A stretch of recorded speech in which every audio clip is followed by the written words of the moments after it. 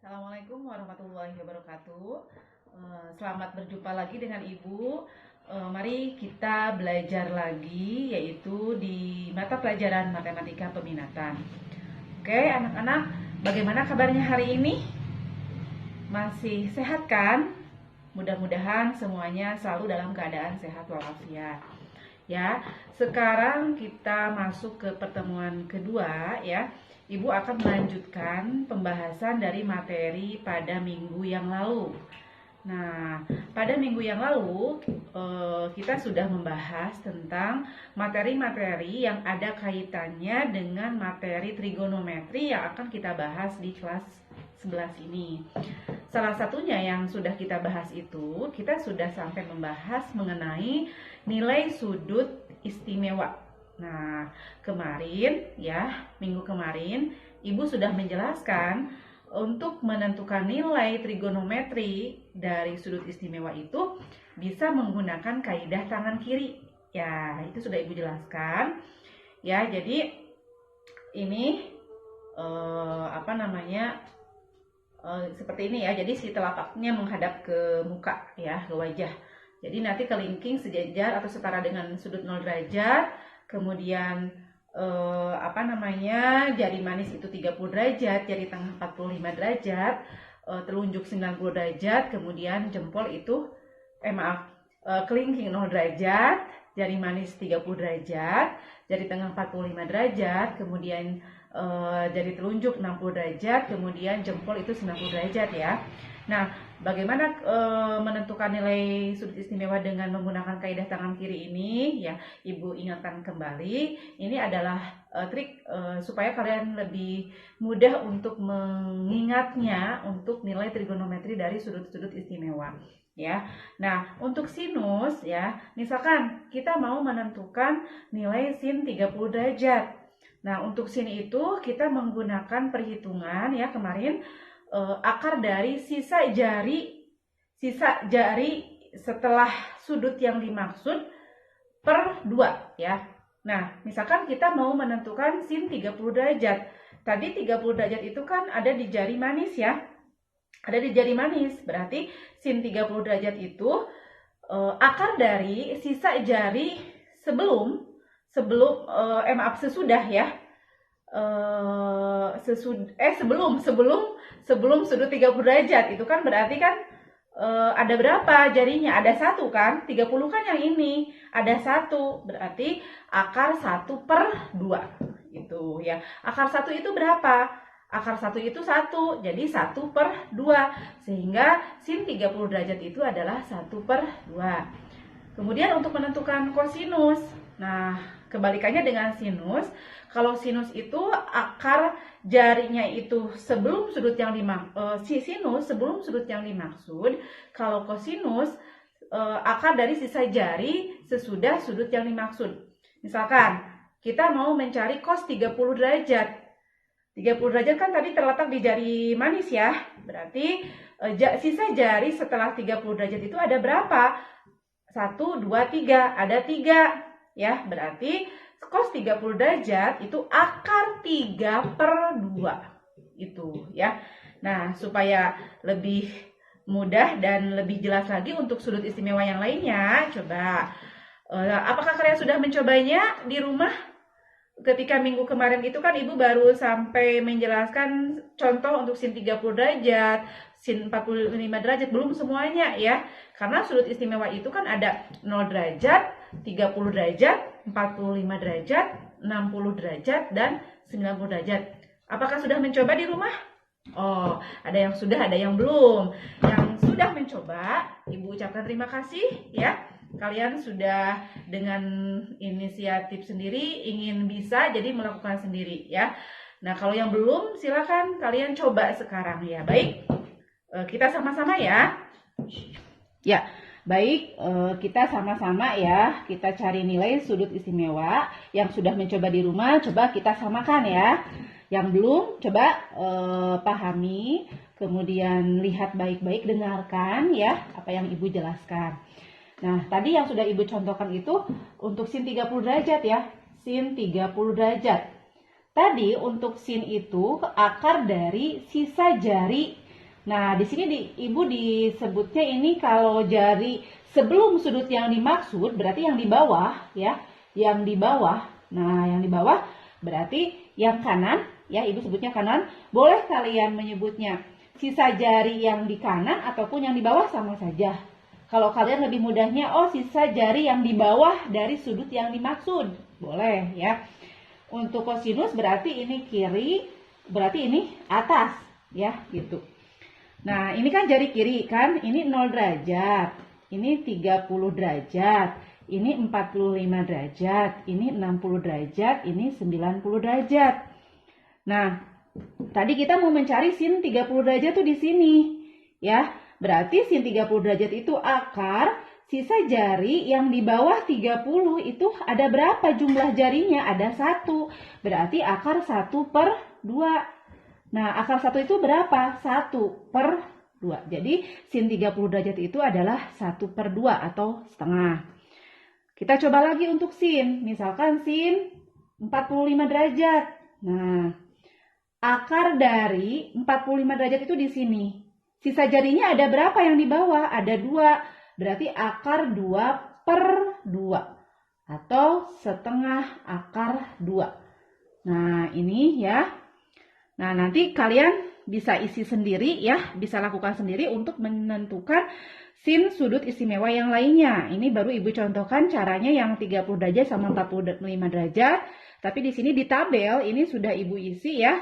Untuk 0 derajat, 30, 45, 60, 90 ya. Coba kalian cocokkan dengan jawaban Ibu ini. Nah, selanjutnya untuk kosinus. Misalkan kita mau menentukan cos 0 derajat. Nah, cos 0 derajat itu, 0 derajat kan di sini. Sisa jari yang ada di atas 0 derajat ada berapa? 1, 2, 3, 4. Ada 4.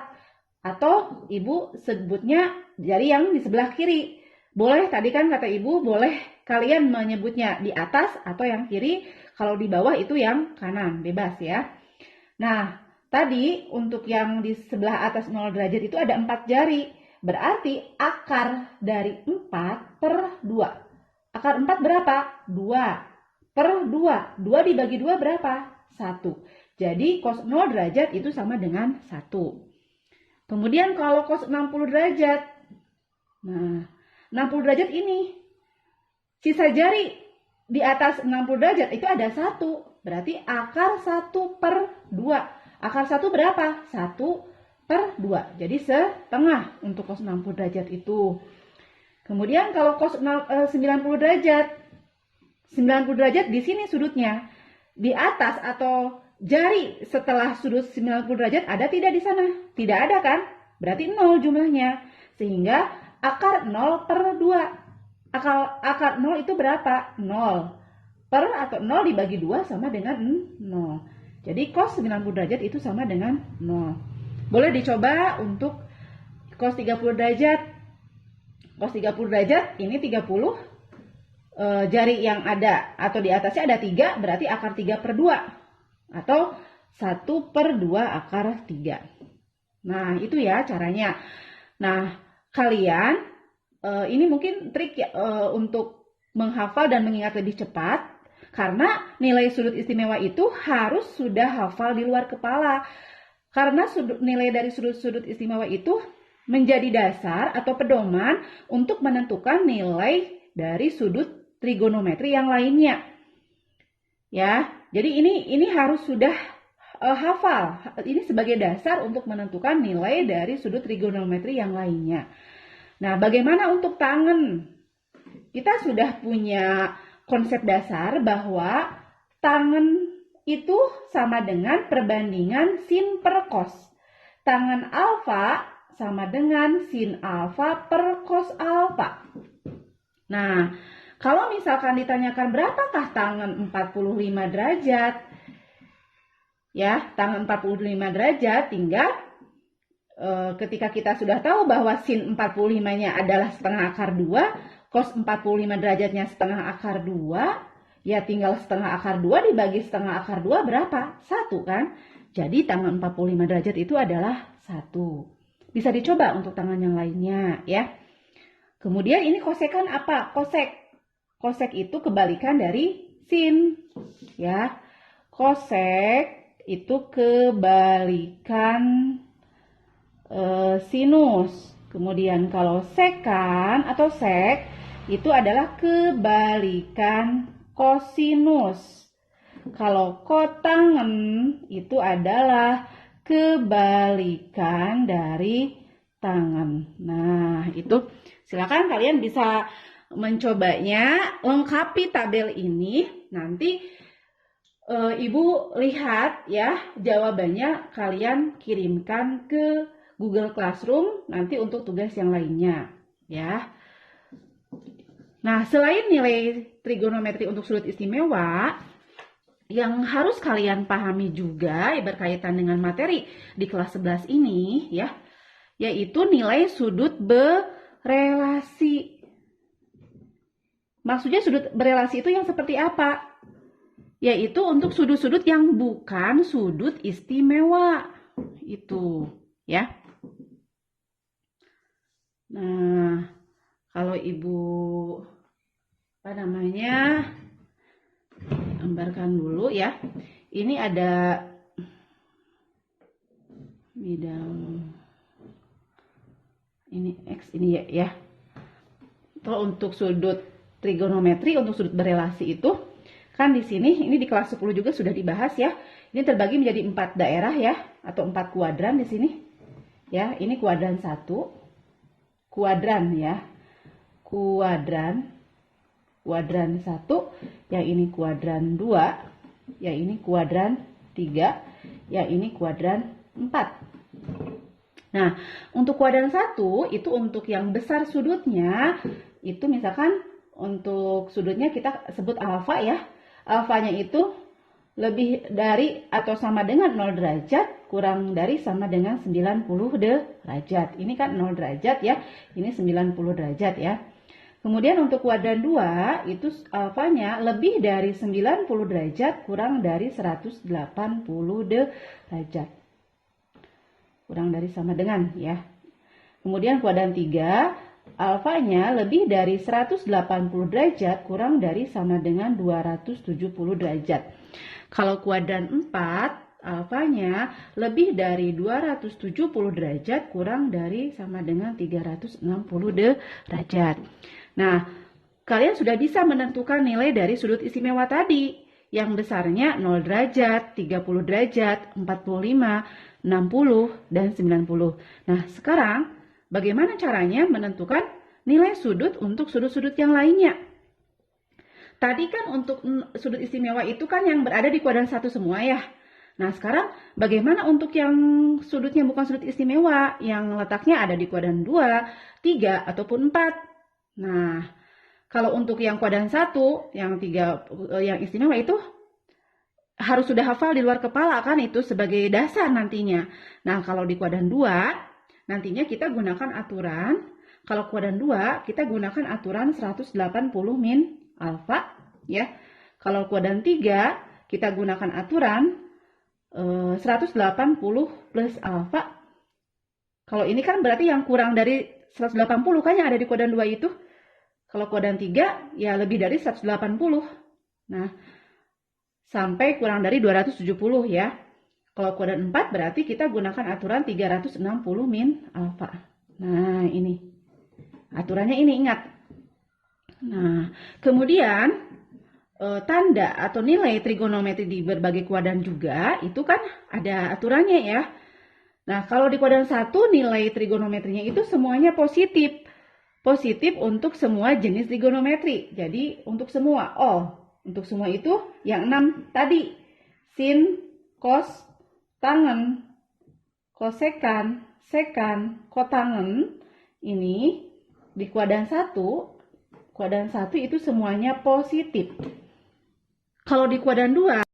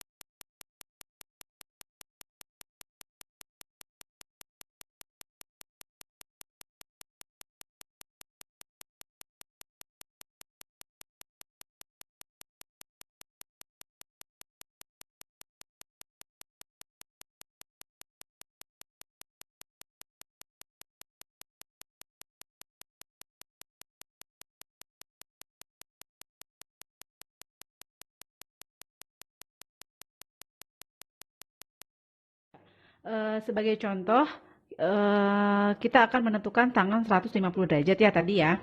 Nah, 150 derajat itu kan ada di kuadran kedua. Nah, nilai tangan di kuadran kedua itu kan negatif. Kemudian kalau kita menggunakan bentuk yang berubah trigonometrinya, yang ini ya, kalau tangan itu kan berubah jadi kotangan.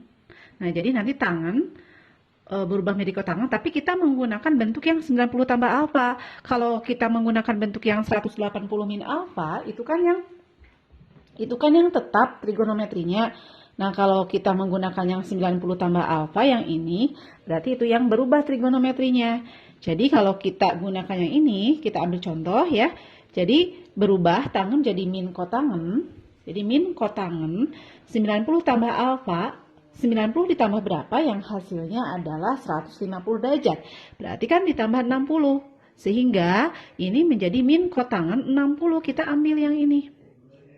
Kotangan 60 itu, kotangan itu kan kebalikan dari tangan. Tangan 60-nya kan akar 3. Maka kotangan 60 itu adalah 1/3 akar 3. Jadi, tangan 150 derajat itu sama dengan min kotangan 60 derajat, sama dengan min 1/3 akar 3 itu ya. Salah satu contoh kalau kita mau menggunakan bentuk yang berubah trigonometrinya. Nah, untuk selanjutnya ketika kalian menentukan nilai-nilai dari sudut trigonometri yang bukan sudut istimewa, silahkan, boleh kalian menggunakan yang tetap trigonometri, boleh yang berubah. Tapi mungkin akan lebih mudah yang tetap trigonometri ya. Kalau ditanyakan sin, tetap sin nantinya ya. Kalau ditanyakan tangan, tetap tangan. Tapi kita menggunakan bentuknya yang tadi. Kalau kuadran 1, yang ini alfa saja. Kalau kuadran 2, 180 min alfa. Kalau kuadran 3, yang 180 tambah alfa, ya yang ini. Kalau kuadran 4, kita menggunakan yang 360 min alfa itu. Nah, untuk kuadran 3, nah, kalau yang tetap trigonometrinya kita menggunakan yang 180 tambah alfa. Nah, yang ini. Nah, ini tetap trigonometrinya. Kalau ditanyakan yang sin, tetap sin lagi. Kalau cos, tetap cos lagi. Tapi kita harus ingat bahwa tanda trigonometri untuk di kuadran 3 mana yang positif? Yang positif hanya tangan dan kotangan. Selain keduanya itu negatif. Ingat, yang itu jangan sampai terlewat. Nah, ini ya yang tetap trigonometrinya. Ini Ibu sudah tulis. Kalau mau yang berubah trigonometrinya, kita ubah ke dalam bentuk 270 min alfa. Nih, Ibu pindah ke sini nih. Nah.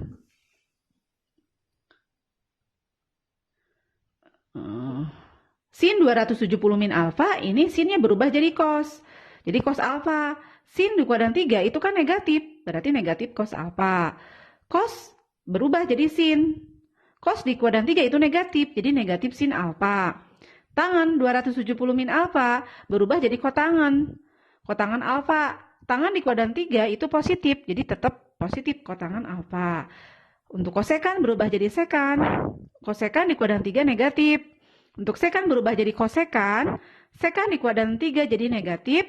Kotangan berubah jadi tangan. Kotangan di kuadran 3 tetap positif. Nah, itu.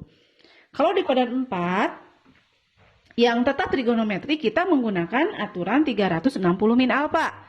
Sin 360 min alfa itu tetap sin. Ingat, sin di kuadran 4, karena yang positif di kuadran 4 itu hanya cos dan kebalikannya yaitu sekan, ini positif, berarti sin itu negatif. Untuk cos tetap cos, positif ya. Untuk tangan, tetap tangan, kalau pakai aturan ini, tapi negatif. Untuk kosekan, kebalikan dari sin negatif. Untuk sekan, kebalikan dari cos ya positif sekan. Untuk kotangan, kebalikan dari tangan ya negatif kotangan. Ini untuk yang tetap trigonometrinya. Untuk yang berubah trigonometrinya, kalau di kuadran 4, kita gunakan aturan 270 plus alfa.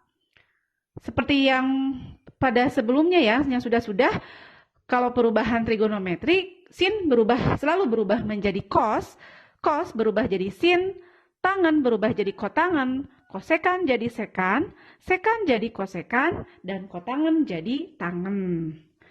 Kemudian ingatkan juga tanda trigonometri di berbagai kuadran. Kuadran 1 semua trigonometri positif, kuadran 2 hanya sin dan kosekan yang positif, kuadran 3 hanya tangan dan kotangan yang positif, kuadran 4 hanya cos dan sekan yang positif. Nah, ini yang berubah trigonometri jadi sin berubah jadi cos. Berarti cos alfa kalau 270 plus alfa, sin kuadran 4 itu negatif. Berarti negatif cos alfa. Ke bawahnya mengikuti ya. Nah, itu. Tadi Ibu berikan contoh tangan 150 derajat yang berubah trigonometri ya. Nah, sekarang kalau Ibu berikan contoh lain lagi. Misalkan cos, berapakah nilai dari cos 240 derajat? Nah, kita mau pakai yang mana nih? Yang tetap trigonometri atau yang berubah? Coba kita gunakan dua-duanya ya. Kita gunakan yang tetap. Yang tetap trigonometrinya. Nah, kalau yang tetap trigonometri kita gunakan. Nah, kita lihat dulu letak 240 derajat itu ada di kuadran keberapa? Ini ada di kuadran ke-3. Kan ada dalam interval mana tadi teh yang sudah Ibu tulis? Nah, ada dalam interval ini kan? Nah, ada di sini kan 240. Ada di antara 180 dan 270 ya. Berarti ada di kuadran ke-3. Nah, kalau di kuadran ke-3, nah ini yang tetap pakai bentuk 180 plus alfa. Kalau pakai bentuk yang ini, kalau ditanyakannya cos, tetap cos lagi. Jadi tetap cos, kita gunakan yang 180 plus alfa, alfanya berapa? Ya, lebihnya dari 240, dari 180 itu kan lebihnya 60 derajat kan? Nah, kemudian ingat tanda trigonometri. Cos di kuadran 3, yang positif di kuadran 3 itu hanya tangen dan kotangen. Berarti kosinus itu negatif, sehingga ini negatif cos 180 plus 60, jadi sama saja negatif cos 60 derajat. Nah, ini sudah sudut istimewa. Cos 60 derajat berapa tadi? Nah, makanya nanti Ibu tugaskan lengkapi tabel ini ya. Cos 60 derajat ini cos setengah. Nah, setengah. Berarti negatif setengah. Itu cos 240 derajat. Bagaimana kalau kita gunakan yang berubah trigonometri? Boleh. Nah, kalau yang berubah kan gunakan 270 min alfa ya. Kalau di kuadran 3. Ini ingat ada di kuadran ketiga. Berubah. Nah, ini ke sini kan tadi lanjutnya ya. Berarti kita gunakan 270 min alfa. Nih. Ya. Berarti berubah. Nah, ini jadi bentuk 270 min alfa. Nah, berarti nanti kan ini cos 270 dikurangi berapa yang hasilnya 240. Berarti dikurangi 30 derajat. Ya. Kita ubah dulu ke sini. Nah, kalau bentuk ini kan jadi berubah, si cosnya jadi sin apa? Sin 30 derajat. Cos di kuadran 3 itu negatif, berarti sama dengan negatif sin 30 derajat. Nah, berapakah sin 30 derajat itu? Itu sudut istimewa. Sin 30 derajat itu adalah setengah, berarti sama saja. Cos 240 derajat itu adalah negatif setengah. Itu kan sama kan hasilnya? Nah, silakan kalian mau gunakan yang mana. Tapi mungkin lebih mudah yang tetap kan, jadi tidak berubah trigonometri. Nanti khawatir kalau yang berubah kalian tertukar pengubahannya itu. Ya, tertukar dari perubahannya itu ya. Jadi mungkin yang tetap saja, tapi ingat yang tetap kita gunakan bentuk aturan yang mana. Itu ya. Ibu ulangi lagi. Kalau kuadran 1 yang tetap ini sin 30 ya tetap sin 30.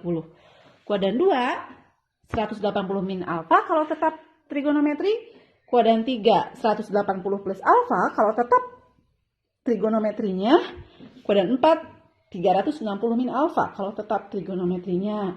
Nah, itu ya. Ini untuk sudut-sudut yang berelasi. Kemudian materi yang akan dibahas juga yang berkaitan dengan materi kelas 11 itu yaitu tentang identitas trigonometri ya. Identitas trigonometri.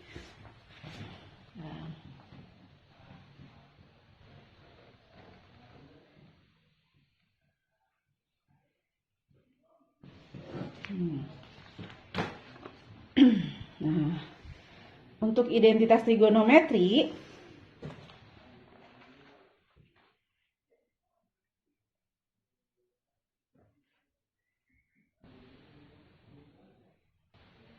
Nah, kita lanjut untuk identitas trigonometri. Ya, perhatikan gambar ini ya.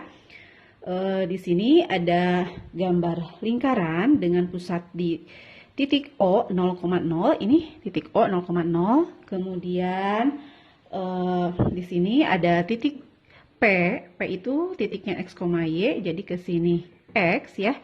Ini berarti ini Y ya. Sepanjang Y. Jadi ini X ya. X, jadi titik P, X, Y, kemudian titik yang ini adalah titik Q, kita sebut. Nah, terbentuklah di sini segitiga OPQ ya, siku-sikunya di Q. Kemudian ini adalah sudut alfa, di P itu sudut alfa, di O itu sudut theta. Kemudian ini adalah sisi miring, sisi yang di depan sudut siku-siku, itu disebut hipotenusa atau sisi miring. Panjangnya adalah R. OQ berarti panjangnya X, PQ panjangnya Y ya. Nah, sekarang kalian kan sudah belajar ya, minggu kemarin Ibu sudah membahas perbandingan trigonometri pada segitiga siku-siku ya. Bagaimana perbandingan trigonometri untuk sin, cos, dan tangen. Untuk sin itu kan sisi di depan sudut yang dimaksud per sisi miring ya. Kemudian kalau cos, sisi di samping sudut yang dimaksud per sisi samping atau sami.